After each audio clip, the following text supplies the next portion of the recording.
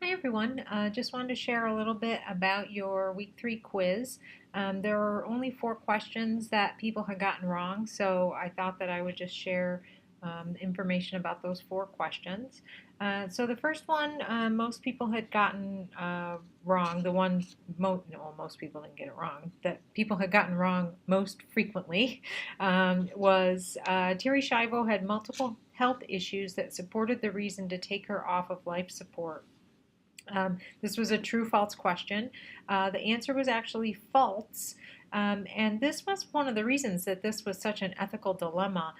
She really didn't have a significant amount wrong with her. She just had this horrible anoxic brain injury. There really weren't any other issues with her. She just was in a vegetative state secondary to that brain injury. So there weren't a lot of health issues. Generally, she was healthy outside of this brain injury. So this is what caused this significant ethical dilemma. What was the rationale to remove her from life support uh, when when there really was not uh, when there were not multiple health issues in place, when especially when there was a battle between people that didn't want her removed and people that did want her removed from life support. So this was the ethical dilemma in this situation. So our answer on this question was false. Next question. When can a person give effective consent to medical, dental, and health services for himself or herself? So much of this came from our question or our article regarding the situations with minors. But I'll also share a little bit of information about Pennsylvania specifically. So the question was all of the above. Um, and so when you're 18 years of age or older, obviously you can consent to health services. That's the age of majority. Age of majority in some states for other things is 21. Actually, the age of majority here in Pennsylvania was 21. I'm not sure if it still is. But for purposes of health services, it is 18 years of age or older. There were only 2 states in the Union where the age of majority was still 21. I'm not sure if PA, it was in PA, I'm not sure if it still is. But regardless, 18 for most health services is the age you can consent. But if you've graduated from high school, you can consent generally in many states, as was discussed in our article. If you're married, in a lot of states, you can consent. And that's important to take a look at various state laws because in some states you can get married very young.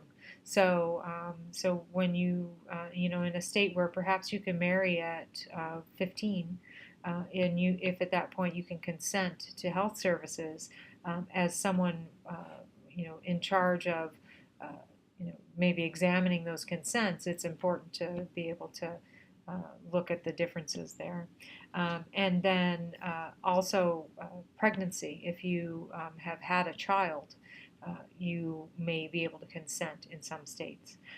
In Pennsylvania specifically, since I know a lot of you are from Pennsylvania or working in Pennsylvania, there are some specific, obviously, all of those situations really do apply. 18 years of age or older, graduated from high school, if you are married or if you have had a child or are pregnant, you can consent to health services. But there are a couple other situations. For outpatient mental health services, you can actually consent at the age of 14. So if you're seeking outpatient mental health services, and I think that's a very good thing. If you really feel that you need mental health services, you don't feel comfortable talking to your parents about it, you want to go to a clinic, being able to go and consent for those services on your own, that's a great option. Also, pregnancy, STDs, you can seek treatment for those. also at any age. There's no, it just says a minor can consent. So there's no specific age in the law, and that law actually goes all the way back to the 50s.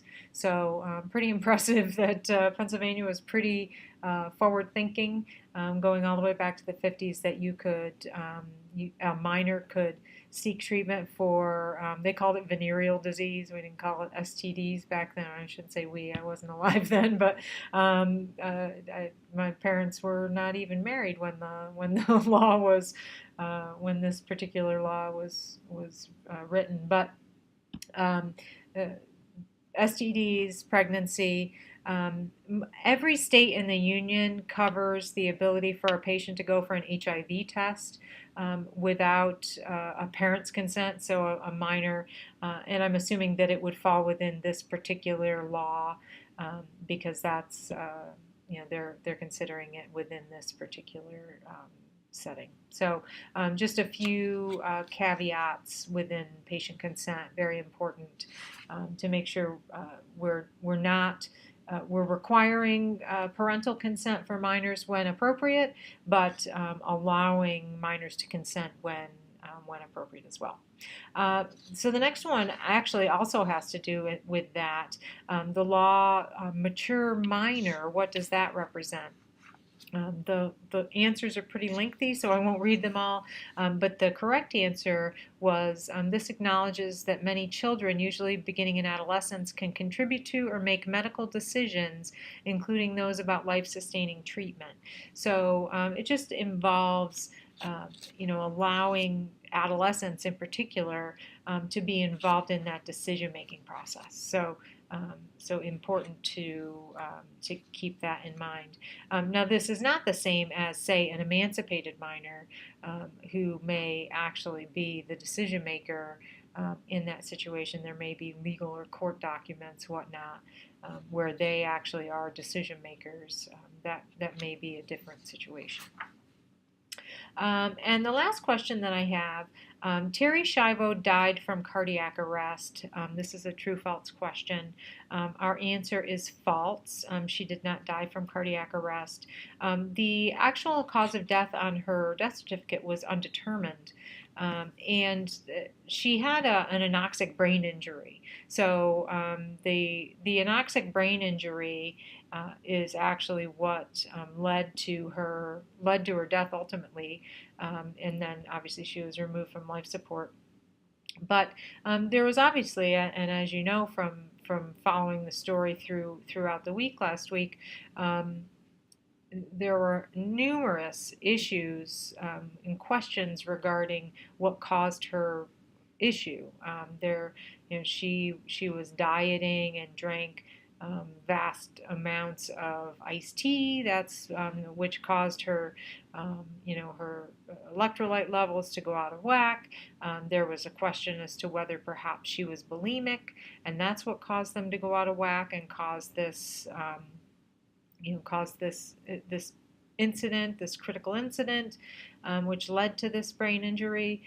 There were even, and I remember a lot of this when this actually occurred, there were a lot of threats thrown around where, potentially there was a trauma with her involving her boyfriend. But ultimately, the coroner had, said there was no sign of bulimia, there was no sign of trauma. So it was interesting that they were unable to determine what actually caused the anoxic brain injury, and ultimately it was an undetermined death. What exactly happened to Ms. Schiavo? So very sad case, and really tested, from an ethics standpoint, can really test your mettle as to where you might stand in these situations. So really difficult situation from a healthcare administrator standpoint as to how you would deal with this situation. So those are our questions for this week. Make sure that you're obviously, it seems like this week we have a fair amount, as usual, a fair amount to get through. Apologize for not getting this up until Tuesday. Like I'm pretty sure I said in in the announcement, or perhaps I didn't. I know I said I have two classes, so I can't keep track of what I say in one or the other. Monday was my travel day this week instead of Sunday, so it threw me back a day. But so I apologize for not getting this up until today. But so make sure that you're plugging along through our stuff for the week, and I will be hopefully getting our Google Hangout scheduled here shortly, and we'll be able to talk about some HIPAA case studies. That's our plan for our Google Hangout. Should be fun. I actually did kind of a preview of it this morning with a group, and it was well, I thought it was fun, but I like that kind of stuff. So hopefully you'll enjoy it. And so any questions, please just let me know. Okay. Have a great week. Thanks so much.